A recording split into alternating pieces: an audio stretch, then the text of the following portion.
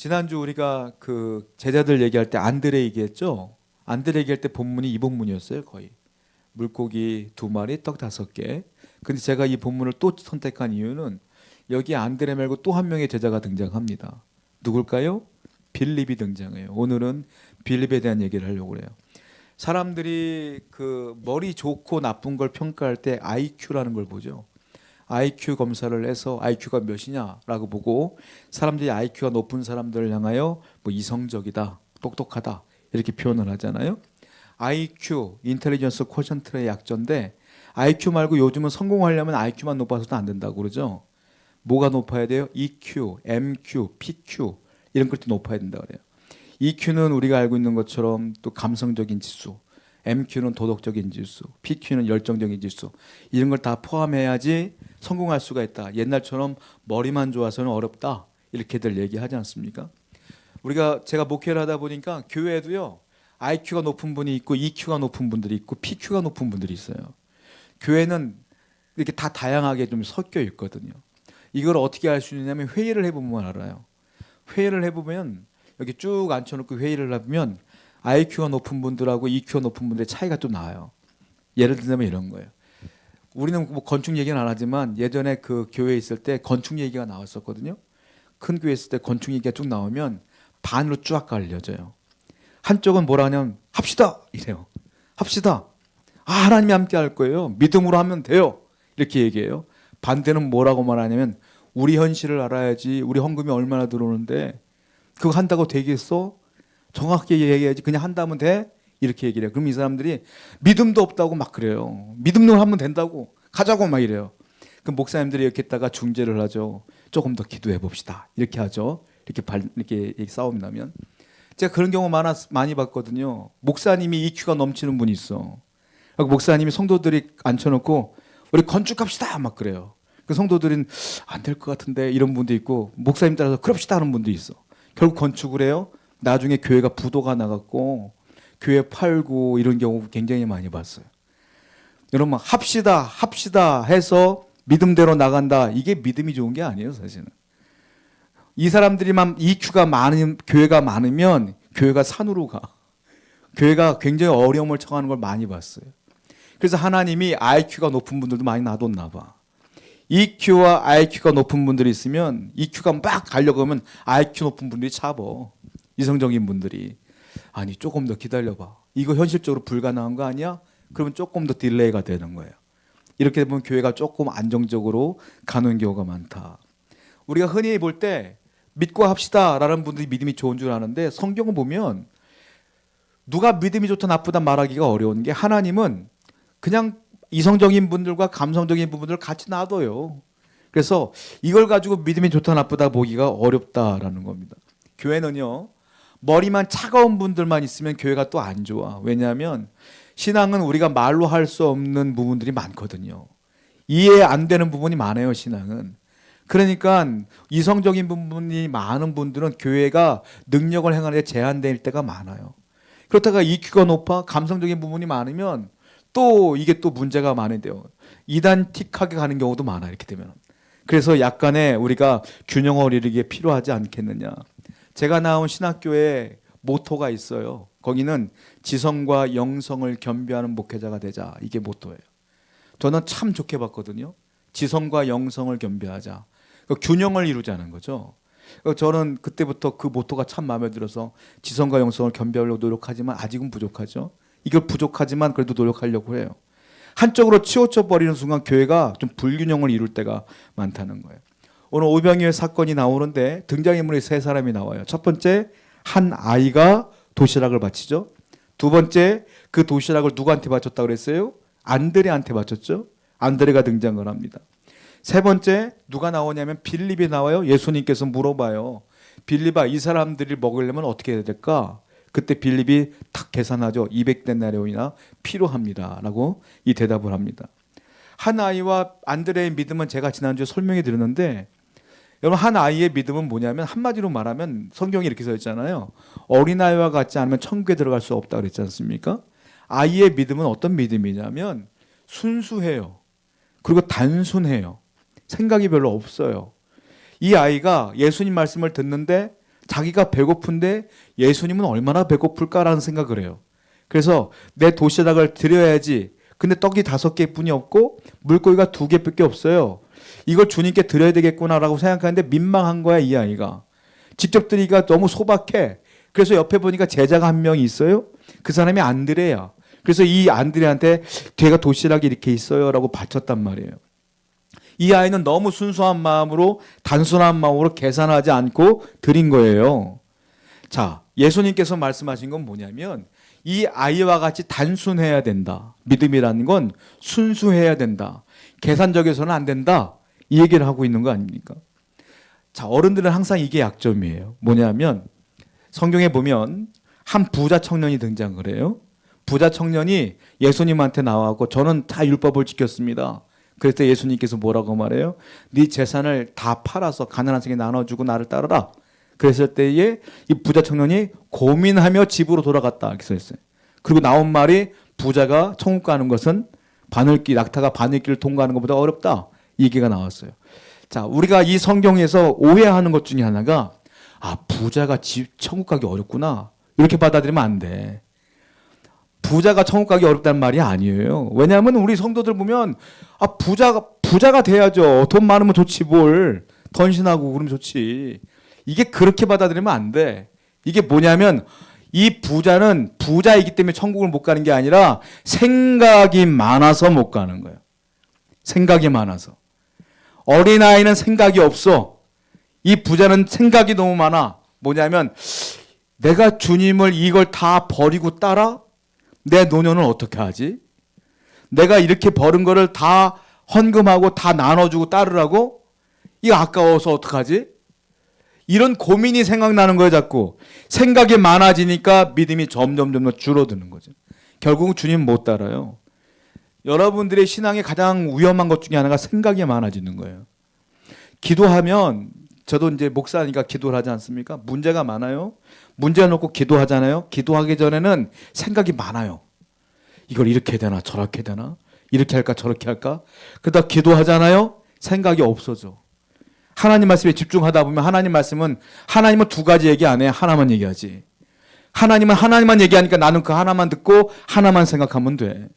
그러니까 기도를 안 하면 생각이 많아지고 기도를 하면 생각이 없어져요. 그러니까 지금 이 본문은 뭐냐면 이 어린아이와 같이 좀 단순해져야 된다. 두 번째는 안드레라고 그랬잖아요. 안드레는 지난주에 설명한 것처럼 이 자그마한 이 도시락 가운데 예수님이 함께하면 무궁무진해진다는 가능성을 본 거 아닙니까? 이것 또한 믿음이라는 거예요. 자, 세 번째 빌립을 볼까요? 빌립에게 주님께서 물어봤어요. 이거 어떻게 해야 되냐? 라고 물어봤을 때에 빌립이 대답 한번 들어보겠습니다. 5절 말씀이에요. 시작. 예수께서 눈을 들어 큰 무리가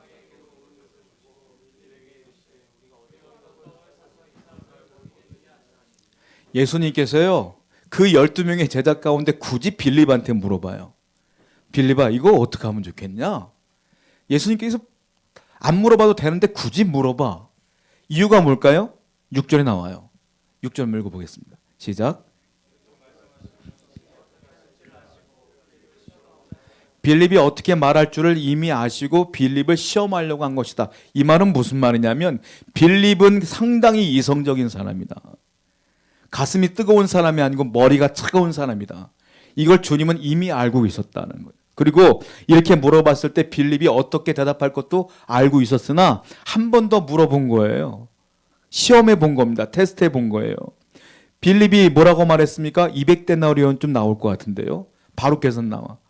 여러분 주위에 그런 분 없습니까? 식당에서 계산할 이거 얼마쯤 나오나 금방 계산기 안 두들고 나오는 사람도 있죠. 머리가 참 비상한 사람이에요. 빌립은 그렇게 사는 거야. 근데 참 재밌는 게 뭔지 아세요? 이 정도 되면 예수님이 빌립이 어떤 사람인 줄 알잖아요. 그러면 빌립 너 앉아봐봐. 너 그렇게 신앙생활 하면 안 돼. 넌 머리 잡고 쓰면 안 된다고. 넌 머리 좀 따뜻하게 하고 가슴을 좀 따뜻하게 하고 그래야지. 이렇게 혼낸 적이 단 한 번도 없어요. 그리고 빌립 너 그거 고쳐야 돼 라고 말한 적이 단 한 번도 없어요. 빌립의 그 차가운 심성은 놔두어 그냥. 대신에 나중에 그 마음에 성령을 부어서 뜨겁게 만들어요. 차가운 머리와 뜨거운 가슴을 품게 만든다. 여러분 성도들도 마찬가지예요. 저나 여러분들이나 다 보면 성격에 장점이 있고 단점이 다 있어요. 만약에 단점을 갖고 주님이 뭐라고 하면 여기서 주님께 안 혼날 사람 한 명도 없어. 그리고 맨날 혼난다고 생각해봐요. 고쳐질 때까지 혼난다고 생각해봐요. 여기서 맨날 혼나고 교회 오기 힘들걸? 또 혼날까봐? 우리 주님은 여러분들의 그 약점들 그냥 놔둬요. 그 못된 성격도 그냥 놔둬 그냥. 우리가 못 견디는 것뿐이지 서로. 주님은 놔둔다고. 놔두지만 바뀌도록 바꿔. 어떻게 바뀌는지 아세요? 하나님을 제대로 만나면 바뀌거든. 성령 만나면 바뀌거든. 말씀이 내 안에 들어오면 다 바뀌거든. 그러니까 내 특성은 놔두고 성령만 부으시는 거예요. 은혜만 부으시는 거예요. 말씀만 부으시는 거예요. 그러니까 여러분들이 하나님 뜻대로 살려면 그냥 여러분들의 못된 성격 갖고 교회 오시면 돼. 그냥 오셔갖고 말씀 잘 들으시면 되고 은혜 받으시면 돼. 그러면 우리가 결국 주님의 제자가 되지 않겠느냐라는 거예요. 자, 빌립이 뭐라고 말합니까? 주여 200데나리온이나 부족해요. 우리가 돈이 어디 있어요? 이 말을 해요. 이 말은 뭐냐면 200데나리온입니다. 이게 답이 아니라 이 속에는 불가능해요. 이게 포함되어 있는 거예요. 도저히 이 사람들은 못 먹어요. 이게 불가능한 게 포함돼. 다른 말로 말하면 이 계산 속에는 믿음이 없다라는 겁니다. 어떤 주석가가 이렇게 얘기하더라고요. 빌립은 건전한 이해력은 있었으나 신앙은 없었다. 이렇게 표현해요. 어떤 주석가는 또 이렇게 말해요. 빌립에게는 5천 명을 먹일 돈이 없었던 것이 아니라 5천 명을 먹일 믿음이 없었다. 이렇게 표현한 분들이 있었어요. 그러니까 주님은 이 빌립이 믿음이 없는 걸 알아요. 알지만 놔둬 그냥. 왜? 나중이라도 하나님의 성령이 들어가면 너 바뀔 거니까 주님은 놔둔다고요. 우리도 서로 말할 때 마찬가지예요. 우리가 서로 불만이 없겠습니까? 약점이 없겠어요? 놔둬요 그냥. 주님도 놔뒀는데 우리도 놔두는 거야. 대신 뭐 해야 돼요? 서로 불만 있는 건 기도하는 거지. 하나님을 만나면 되는 거니까. 기도하며 살아가는 거 아니겠어요? 빌립이 얼마나 이성적인가 또 다른 장면이 등장하는데 요한복음 1장 43절부터 46절입니다. 한번 읽어봅시다. 시작.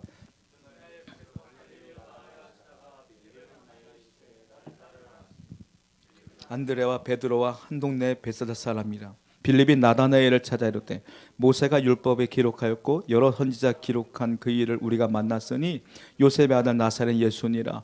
나다나엘이 이르되 나사렛에서 무슨 선한 것이 날 수 있느냐? 빌립이 이르되 제가 나다나엘이 누구라 했어요? 제자 중에서 빌립 다음에 나오는 사람이요. 빌립과 바돌로메가 나다나엘이에요. 그러니까 둘 다 제자가 되는데 빌립이 먼저 예수를 만났어요. 만나고 자기 친구 나다나엘을 전도하는 장면이야. 근데 나다나엘은 유유상종이라고 나다나엘도 못지않은 이성적인 사람인 거예요. 뭐라고 말합니까? 야, 나사렛에서 무슨 선한 것이 날 수 있겠냐? 머리로 생각하는 거예요. 나사렛은 조그만 동네고 예수님이 태어날 수가 없어. 이렇게 얘기하는 거예요. 빌립이 뭐라고 말합니까? 와 보라.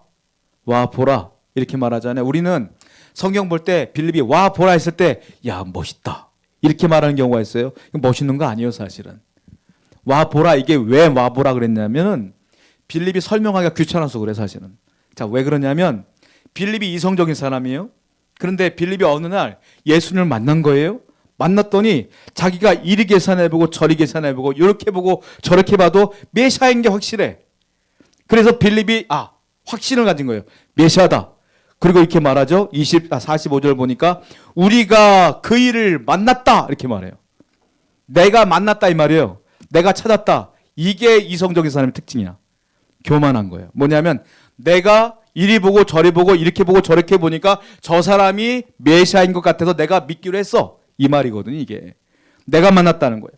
여러분 종교는 다 사람이 신을 찾아가요. 불교도 그렇고 이슬람도 그렇고 다 사람이 찾아가는 거야. 유일하게 신이 인간을 찾아온 종교가 기독교예요. 예수님이 나를 찾아오신 거예요. 그래서 우리는 믿음의 사람은 어떻게 말해야 되냐면 내가 믿었다 이렇게 말하는 게 아니라 내가 믿은 게 아니라 믿어진 거예요. 주님이 나로 하여금 믿게 하셨다. 믿었다가 아니라 믿어진 거예요. 내가 은혜를 받았다가 아니라 은혜를 주신 거지 내가 은혜를 찾은 게 아니야. 항상 그렇게 바라봐야 되는데 이 빌립은 이성적인 사람이라 내가 찾은 것이고 내가 만났어 했더니 나다나엘이 선한 것이 나사렛에 날 수 있겠어? 라고 말했더니 와 보라 이 말은 내가 이리저리 다 찾아보고 했더니 100%야. 맞아. 확실해. 군말 말고 와. 이거예요. 이게 믿음의 언어가 아니라 이성적인 언어예요. 와보라가. 그때 나다나엘이 쫓아왔어요. 왜냐? 성격을 알거든. 이 녀석이 보통 녀석이 아닌데 이렇게 확신한다는 건 진짜거든. 그러니까 찾아온 것이다. 상당히 이성적인 부분이에요. 또 하나 빌립이 이성적인 부분이 또 나와요. 요한복음 14장 8절부터 11절인데요. 한번 읽어봅시다. 시작. 빌립이 이르되 주여 아버지를 우리에게 보여주옵소서 그리하면 족하겠나이다. 예수께서 이르시되 빌립아 내가 이렇게 오래 너희와 함께 있으되 네가 나를 알지 못하느냐. 나를 본 자는 아버지를 보았거늘 어찌하여 아버지를 보이라 하느냐. 내가 아버지 안에 거하고 아버지는 내 안에 계신 것을 네가 믿지 아니하느냐. 내가 너희에게 이르는 말은 스스로 하는 것이 아니라 아버지께서 내 안에 계셔서 그의 일을 하시는 것이라. 내가 아버지 안에 거하고 아버지께서 내 안에 계심을 믿으라. 행하는 그 일로 말미암아 나를 믿으라.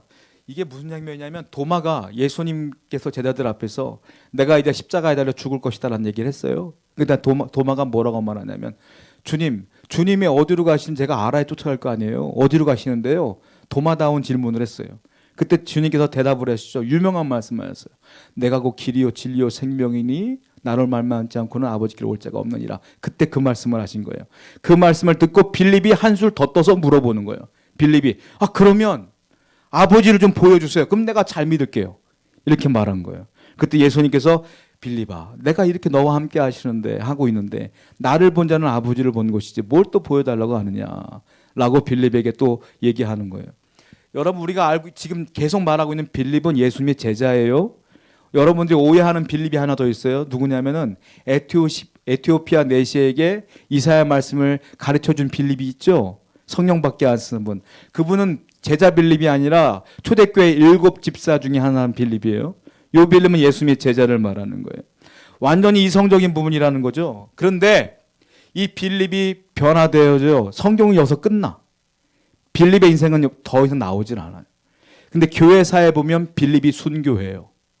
빌립이 소아시아 지방에서 전도 담당자로 선교 담당자로 선교를 하다가 순교당해요. 어떻게 순교당하냐면 몽둥이를 2개로 엮어서 십자가를 만들어 놓은 다음에 빌립이 거꾸로 매달려 죽어요. 죽으면서 매달린 상태에서 유언을 남겨요. 나는 죽은 뒤에 세마포에 싸지 마시오.